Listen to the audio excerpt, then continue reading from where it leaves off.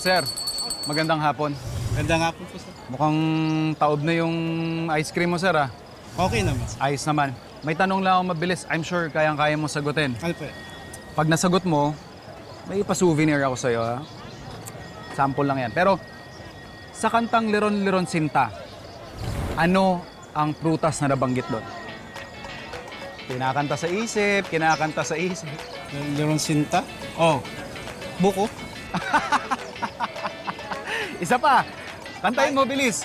Papaya. Papaya. Ayun. Dahil dyan, meron kang mug ng farm to table. Thank you sir. Thank you po. Thank you, sir. The best. Thank you.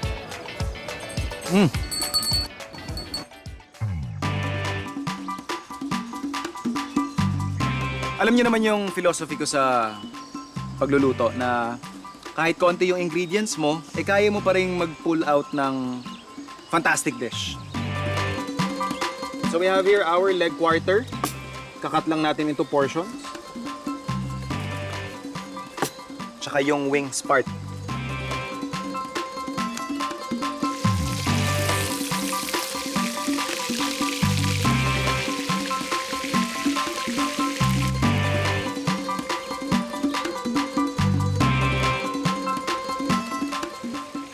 Magpipit-pit lang tayo ng bawang, saka natin ihahalo sa pan.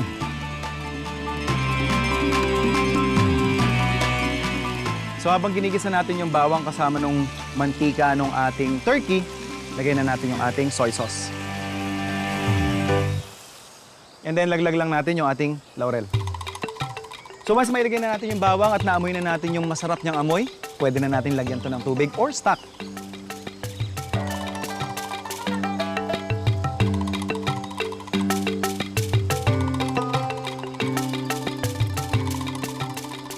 And then, yung ating honey. Pakukulaan natin to hanggang mag-reduce at lumambot yung ating turkey legs at saka wings. And then, pwede na tayo mag-serve.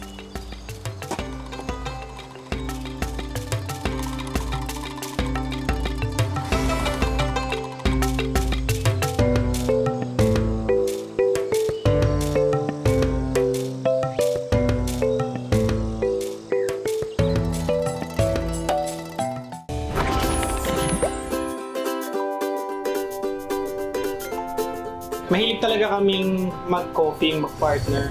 So, iba-ibang coffee shop talaga pinupuntahan namin kung saan kami mapunta. Ayun, nag-start na kami na mag-search ng mga possible ways para mag-brew ng coffee na suitable for a mobile cafe. So, ang unang na-try namin is mocha pot and then we stick to it na. Start tayo, 5 coffee lang. Yeah, 5 coffee lang. And Tapos now, parang we have 30 plus. Items na, no? With Sobrang food 30 na. products. From their successful food cart, ngayon may sarili ng pwesto ang Kaha Cafe sa Antipolo, Rizal. At paborito itong dayuhin ng foodies from Metro Manila na naghahanap ng kakaibang dining experience. Katulad ni Kapusohang Prince Clemente. So, Sir Jake, balita ko meron kayong bagong drink from Thailand. Ano ba to? Yes sir, bali, eto natikman kasi namin to nung last time na nagpunta kami sa Thailand. Gusto ko dalhin dito sa Philippines. Ito yung tinatawag nilang salak milk or Thai pink milk. Start tayo dito sir sa sweetener niya.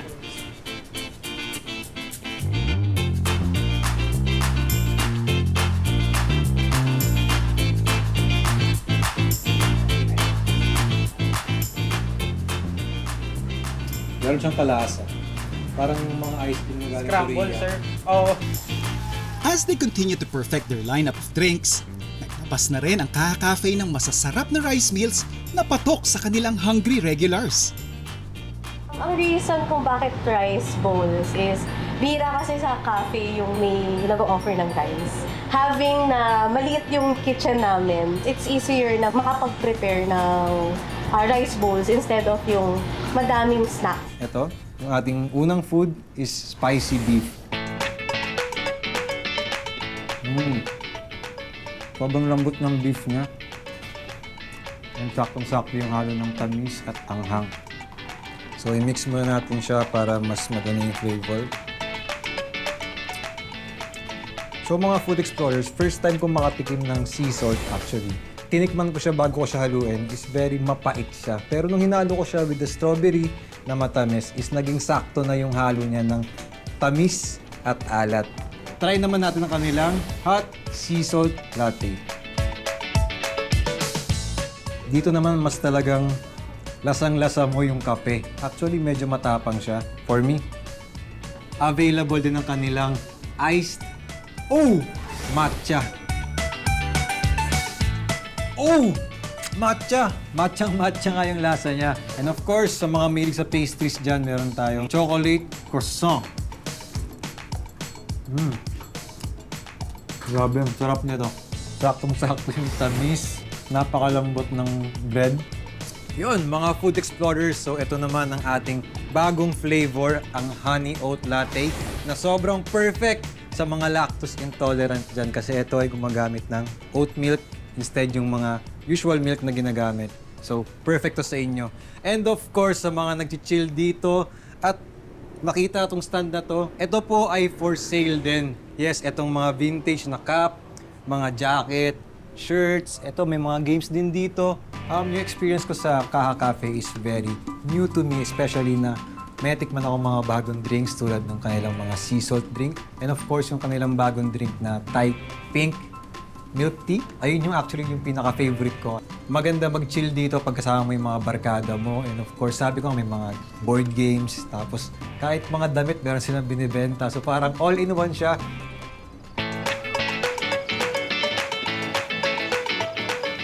Ma'am, good morning. Good morning. Ma'am, may mabilis lang po akong tanong sa'yo, ah. Magbigay ka ng 3 pangalan or 3 uri ng saging sa Pilipinas. Saba, Saba, Lakatan, Lakatan. Latundan. Wow, ang bilis ah. Mukhang parang sanay na sanay ah. Ayun na. Ayun ma'am, dahil nasagot mo ang aking katanungan, meron kang free farm to table mug. Sinong pinaka-poging naging customer niyo dito? Ang Pogi, Jay Arroyo. Joy Arroyo. Uy, talaga?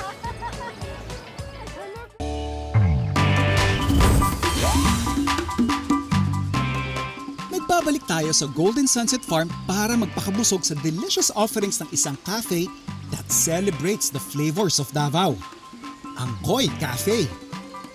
Makikita mo naman na marami tayong koi. Kaya in-incorporate na lang namin yung pangalan na na Koi Cafe kasi kanang maraming school of fish ng koi na iba't ibang klase. Yung concept po namin dito is farm to table na na mga product produce. Try muna natin tong kanilang pizza. Pag nandito ka sa loob ng Koi Cafe, makikita mo, you have a very accessible view doon sa kanilang pugon. So yun pa lang, yung mga simpleng ganong detalye, ini-entice ka na niya kaagad eh. And for me, when it's a pugon pizza, it has to have a leopard pattern. Meron tayo yung mga burnt pieces dyan, na medyo puffed yung itsura niya. And yung ilalim, makikita mo, may garon din siyang itsura. Our cheese maker pizza is a composition of Malagos cheese products like cherb, kisong puti, and Ingrid's rosemary. Freshly baked, yung on the spot mismo ginagawa yung dough. Tapos meron kaming brick oven, firewood talaga yung gamit namin. Habang inunguya ko yung aking pizza, I wanna wash it down with something fresh. So ito, yung ating Big Nye coolers. So alam naman natin yung Big Nye on the maasim side yan.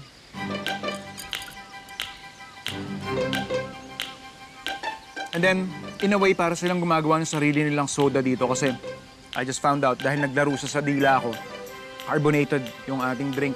Yung parmesan crusted salmon fillet na may lemon butter sauce. Krinas namin yung parmesan para maging crispy yung outside layer but inside it's soft. A lot of you may not know, pag sa restaurant, pag may nakita akong salmon, it's not my first choice of fish. Only because, for me, yung karakter niyang lansa is something na hindi ko masyadong namimiss. Pero pag ganito yung pagkaka-execute, yung umami layer niya because of the parmesan on the outside, And also dahil crusted siya, it gives you this texture na nilalaro niyo yung palate mo. Pag ganito pagkakaluto sa salmon, laban. Ang pork humba po is a typically pork humba Visayan dish na marinate ng suka, soy sauce, ginisa ng bawang at sibuyas. Naisip ko na pwede pala siyang lagyan ng chocolate. Kaya binida namin, mabenta naman 65% na Malagos chocolate para mag-balance yung flavor niya. Eto, Malagos pork humba. Pork humba, alam mo na yan na masarap yan. Pero nilagyan nila ng kanilang signature touch. Siyempre, Malagos chocolate. Yeah, we have tausi here. So since tausi is fermented, it gives you this layer of umami. Ganda nung lambot ng karne niya. Sweetness is perfect for me. Naglalaro on the background yung character ng chocolate. What I like about this, hindi niya tinakpan or hindi siya nag-overpower dun sa talagang pagkakakilala mo pag sinabi mong humba yung dish. Winner. Pero kanina pa ako tinatawag ng ating tableya cake. Eh. Very moist. Yung layer niya ng chocolate nandun, kitang-kita mo. Decadence, pare. Ito yung mga tipo ng dessert na pag nilagay mo na sa ref, tapos nagre-relax ka na, iniisip mong isang slice na lang.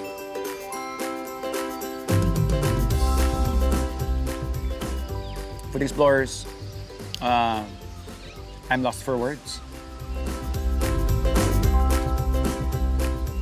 Hanep to, hanep.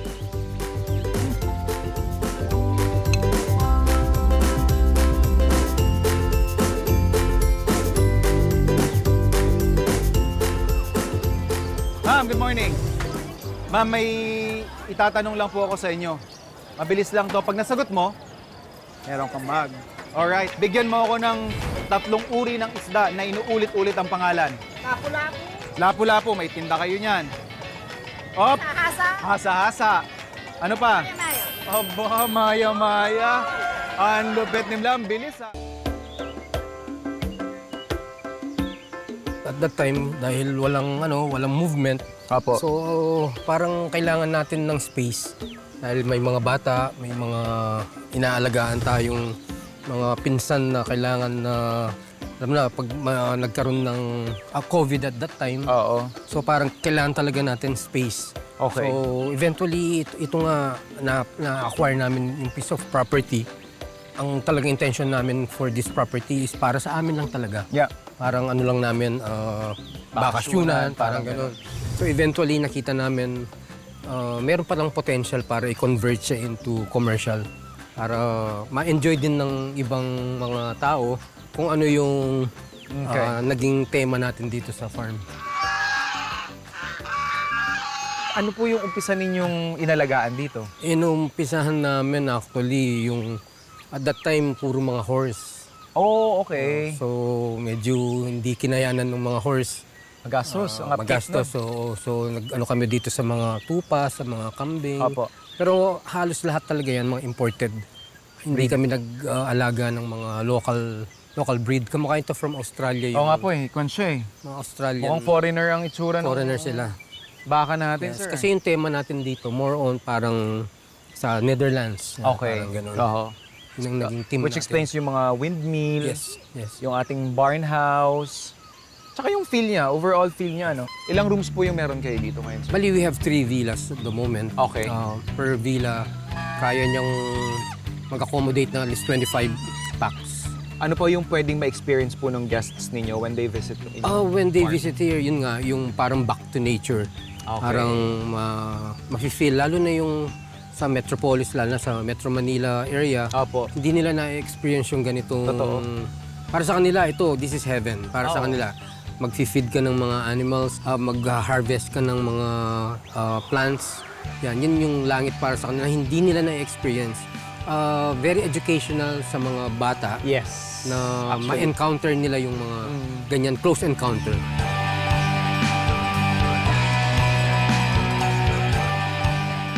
Eto sir, bigla ang tanong lang. Tingnan lang natin yung alertness ninyo. Sir, kung ang beef ay ginagawang pares, ano naman ang ginagawa ng calamares? Squid. Squid. Parang hindi naman nalito. Sir, sorry po. Name natin, sir? I'm Joey Casimiro. Sir Joey, ano po yung role natin or yung participation natin with Legazpi Sunday Market? I'm part of the organizing committee here. Okay. The market has been up for 19 years. Okay. Ginawa to serve the community within Makati. Kaya kung mapapansin nyo, may para tayo mga palengke dito, Apo. diba?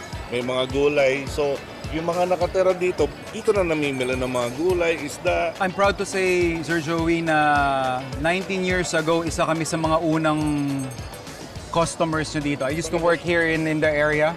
Oh, So, nakita namin yung pag-usbong and I'm very surprised, pleasantly surprised, na ang laki-laki na ng Legazpi Sunday Market natin. malaking pasalamat namin sa mga vendors namin. Okay. That they stayed on with us. Even during the height of pandemic, nagbukas kami. Ah, talaga? Yes, pero konti lang kami. Kasi we still needed to have the continuity. What we wanted is a market na isang tao lang magbibenta ng isang potahe. Kasi ang iniiwasan namin is, you know, you spend your Sunday here. And let us make it worth your while. Tama. So, congratulations, sir, sa inyong vision, sa inyong direction na sumuporta sa mga local entrepreneurs natin.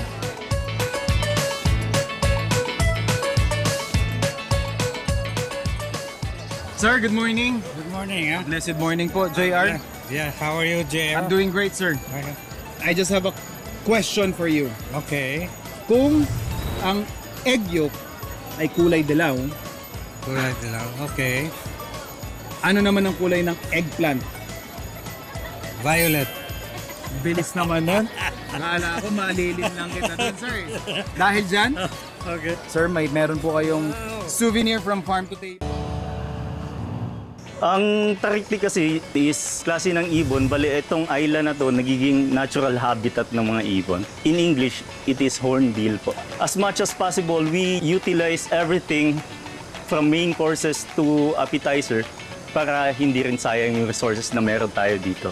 Some of the dishes we have on our spread ngayon, nakita ko siya, it certainly did not disappoint.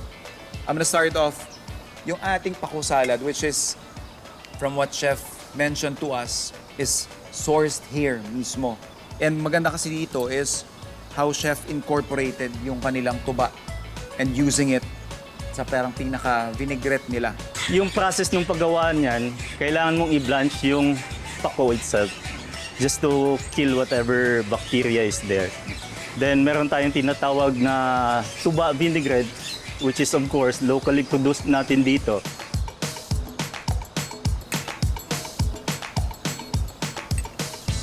Yun, no? The very fruity and floral acidity na meron tayo, yun yung bumibisita. Yun yung nagwe-welcome whenever you have a serving or a portion ng ating pako salad. It brightens up your palate. Then as you take the other components, nagkakaroon ng harmony sa bibig. So we have here their local seaweed salad. Part of the daily diet ng mga kapuso natin, ng mga food explorers natin na nakatira sa mga coastal areas. Meron tayo ditong local species or local variety ng kanilang seaweeds. Ganito kasimple yung seaweed salad nila. If you wanna have a mouthful or a literal taste of the ocean, ito yan. Briny. Tapos, alam mo yung unang hangin na sasalubong sa'yo pag pumunta ka sa tabing dagat, it not only plays with your taste bud, it also triggers nostalgia. And ito naman, again, talking about taking the main produce of the island and making it your main star, we have here yung kanilang laing dilubi. I can see siguro parang mix of seafoods here.